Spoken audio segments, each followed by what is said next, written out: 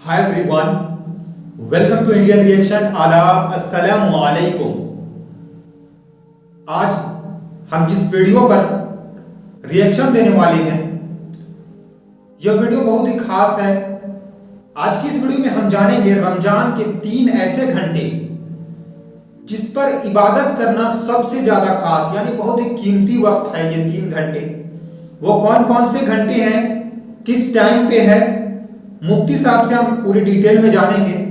अगर आप इस चैनल पर नए हैं तो इस चैनल को सब्सक्राइब कर लीजिएगा और इस वीडियो को एक लाइक तो जरूर कर दीजिएगा और इस वीडियो को लास्ट तक जरूर देखिएगा। साथ ही इस वीडियो को अपने दोस्तों के साथ शेयर कीजिएगा ताकि वो भी इस रमजानुल मुबारक के महीने में ज्यादा से ज्यादा नेकी कमा सके। तो चलिए वीडियो शुरू करते हैं। अस्सलामु अलैकुम वरहमतुल्लाहि वबरकातुहू। रमज़ान का मुबारक महीना शुरू हो चुका है और मुझे उम्मीद है कि आप लोगों ने बहुत मजबूत इरादे करके रखे होंगे कि इस रमज़ान में हमें खूब जमकर इबादत करनी है। रमज़ान के एक एक मिनट को वसूलना है, रमज़ान के एक एक लम्हे को ज़ाया नहीं होने देना है। रमज़ान का महीना ये बरकत वाला महीना होता है। इस महीने में अल्लाह तबारक व तआला नेकियों के सवाब को बढ़ा देता है। एक फ़र्ज़ का सवाब 70 फ़र्ज़ों के बराबर और एक नफ़ल का सवाब फ़र्ज़ के बराबर हो जाता है। इस महीने में अल्लाह की रहमतें, मग़फ़िरतें, बख्शिशें बारिश की तरह बरसती हैं। मेरे अज़ीज़ भाइयों, मेरी बहनों, इसीलिए रमज़ान के एक एक मिनट को हमें वसूलना है, एक एक मिनट की कदर करनी है, अपने वक्त को ज़ाया बिल्कुल नहीं होने देना है। रमज़ान के महीने में 24 घंटे में हर मिनट, हर घंटा, हर लम्हा कीमती है, लेकिन कुछ ख़ास टाइम ऐसे हैं जो बहुत कीमती होते हैं। आज मैं ऐसे ही 3 घंटों के बारे में बताने जा रहा हूं जो बहुत कीमती हैं हर दिन 24 घंटे में से। कोशिश आपको ये करनी है कि रमज़ान के मुबारक महीने में इन 3 घंटों को मिस बिल्कुल नहीं करना है। अगर आप रोज़ाना 3 घंटे अपने इबादत में लगाएं, इस टाइम में जो मैं आपको बताने जा रहा हूं, तो पूरे महीने में 90 कीमती घंटे आपके नामे आमाल में दर्ज हो जाएंगे और इसका अजर व सवाब ये तो अल्लाह ही देगा। दुनिया में तो बंदा अल्लाह की रहमतों को, अल्लाह की तरफ से मिलने वाले इनामात को रमज़ान के मुबारक महीने में काउंट ही नहीं कर सकता।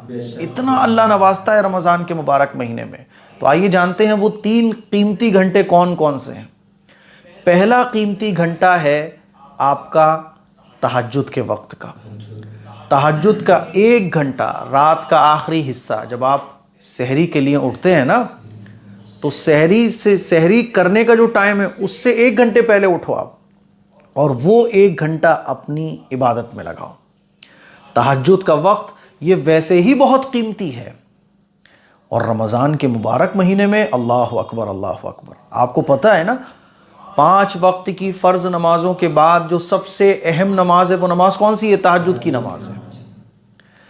और 5 वक्त की नमाज़ों का जो टाइम है उसके बाद सबसे कीमती जो टाइम है वो कौन सा है? तहज्जुद का है। ये तहज्जुद का टाइम बहुत कीमती है। इसीलिए कोशिश ये करें कि रमज़ान के पूरे महीने 1 घंटा आप तहज्जुद पढ़कर इबादत में ज़रूर गुजारिए। तहज्जुद पढ़ने से पहले 1 घंटे इबादत कर लें या तहज्जुद पढ़कर कर ले, नो प्रॉब्लम। लेकिन 1 घंटा सहरी के टाइम, सहरी आप करने का जो टाइम आपका है उससे 1 घंटा पहले उठ जाओ और 1 घंटा इबादत में लगाओ। अल्लाह तबारक व तआला तहज्जुद के वक्त में आकर ये ऐलान लगवाता है कि है कोई मुझसे बख्शिश मांगने वाला, है कोई मुझसे मग़फ़िरत चाहने वाला, है कोई परेशान हाल, है कोई तकलीफ़ में मुब्तला, मांगो मुझसे, मैं देने को तैयार हूँ। अल्लाह ऐलान लगवाता है, हदीस से ये बात साबित है। इसीलिए रमज़ान में तहज्जुद का वक्त मिस मत होने दीजिए बिल्कुल भी। आपके रिश्ते नहीं आ रहे, बीमार हो, तकलीफ़ में हो, XYZ कोई भी प्रॉब्लम है, इस 1 घंटे में अल्लाह से अपने दिल की बातें करो। इस 1 घंटे में अल्लाह से अपने दिल की बातें शेयर करो, बोलो अल्लाह से। आप यकीन मानिए कि आपको वो सुकून मिलेगा, या तो अल्लाह वो आपकी दुआएं कबूल कर लेगा। बाज़ दफ़ा अल्लाह ताला किसी हिकमत के पेश नज़र दुआएं दुनिया में कबूल नहीं करता, आखिरत में उसको संभाल कर रख लेता है।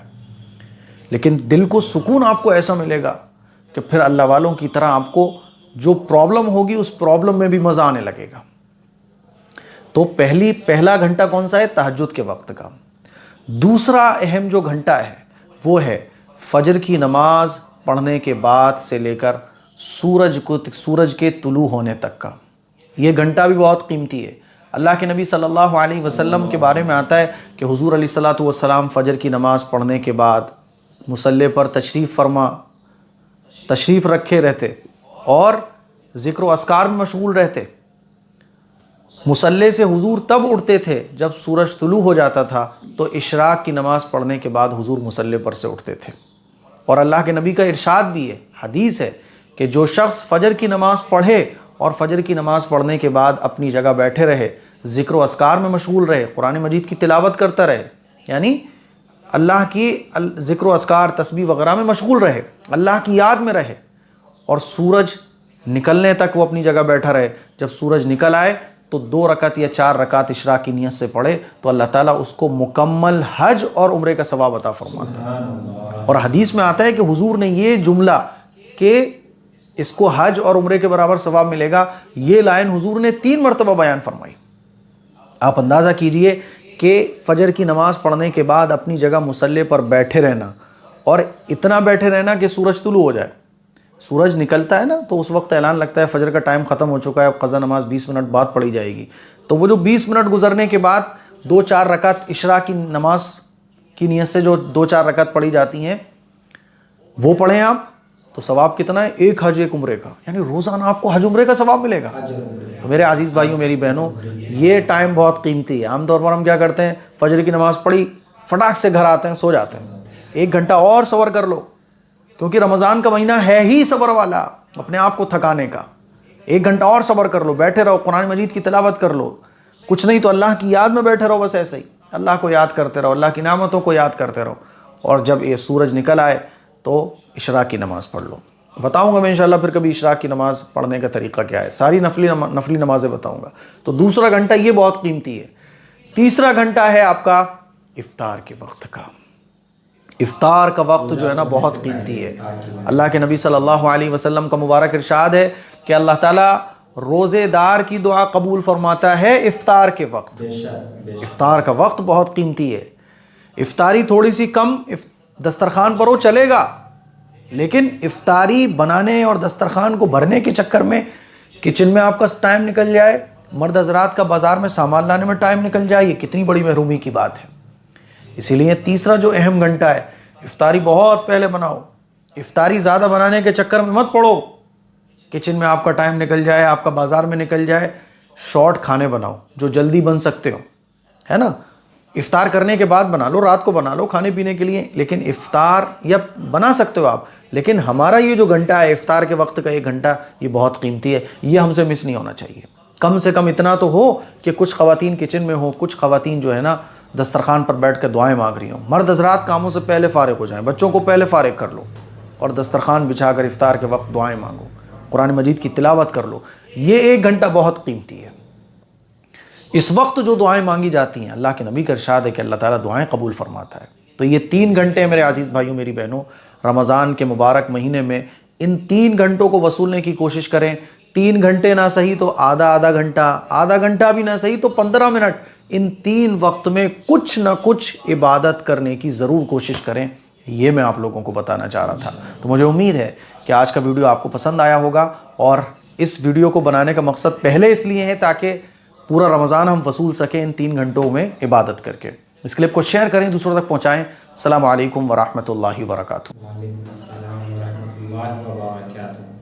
हमने मुफ्ती साहब से समझा और जाना कि रमज़ानुल मुबारक के महीने में 3 ऐसे सबसे कीमती वक्त हैं जो जिस वक्त अगर कोई आदमी इबादत करे तो अल्लाह के करीब बहुत करीब होता है।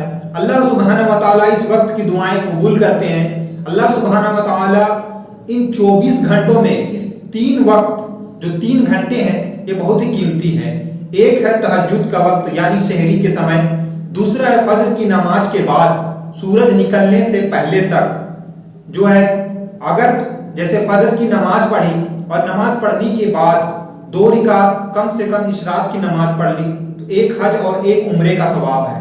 माशाअल्लाह। और तीसरा है इफ्तारी के वक्त, यानी जो हम रोजा खोलते हैं उस समय जो है उस समय इबादत करने बहुत अजर है। अल्लाह सुब्हानहू व तआला उस वक्त की दुआएं कबूल करता है, क्योंकि आदमी दिन भर रोजा रखकर भूखे प्यासे रहता है और अल्लाह सुब्हानहू व तआला का हुक्म का इंतजार करता है, यानी वक्त का इंतजार करता है कि वक्त हो और हम रोजा खोलें। हमारे दस्तरखान में सब कुछ होता है, फिर भी हम नहीं खाते हैं, सिर्फ इसलिए कि अल्लाह सुब्हानहू व तआला ने हमें अभी खाने के लिए मना किया है। क्योंकि हम सिर्फ रोजा अल्लाह सुब्हानहू व तआला के लिए रखते हैं और सब कुछ होते हुए हम खा भी सकते हैं, लेकिन सिर्फ अल्लाह के लिए हम नहीं खाते हैं। ये अल्लाह सुब्हानहू व तआला को ये अदा बहुत पसंद है। आपको यह वीडियो कैसा लगा हमें कमेंट करके जरूर बताएं, और इन वक्त जो ये 3 वक्त बताए गए हैं इसका एहतमाम करें और इस वक्त में ज्यादा से ज्यादा जिक्र और दुआ करें, और मेरे लिए और तमाम उम्मत मुस्लिमा के लिए और एक एक इंसानों के लिए, खास तौर से जो इस वक्त हालात हैं गजा के लिए, और जो भारत और पूरी दुनिया में जो लोग परेशान हाल हैं उनके लिए दुआ करें, जो बीमार हैं उनके लिए भी दुआ करें, और जो लोग जिस लाइन से जिस तरीके से परेशान हैं अल्लाह सुब्हानहू व तआला उन्हें उन सभी परेशानियों से अल्लाह सुब्हानहू व तआला उनकी हिफाजत करे, और अल्लाह सुब्हानहू व तआला उस परेशानियों से उन्हें जल्द से जल्द निकाले। और जो भी लोग इस वक्त और इस समय जो बीमार हैं अल्लाह सुब्हानहू व तआला उन्हें सेहत कामिला और दाइमा मुस्तमिर अता फरमाए, और अल्लाह सुब्हानहू व तआला जो इस दुनिया से गुजर चुके हैं अल्लाह उन सब की मगफिरत फरमाए, आमीन। तो फिर मिलते हैं एक नए वीडियो में। अगर आप इस चैनल पर नए हैं तो इस चैनल को सब्सक्राइब जरूर कर लीजिएगा। अस्सलामु अलैकुम।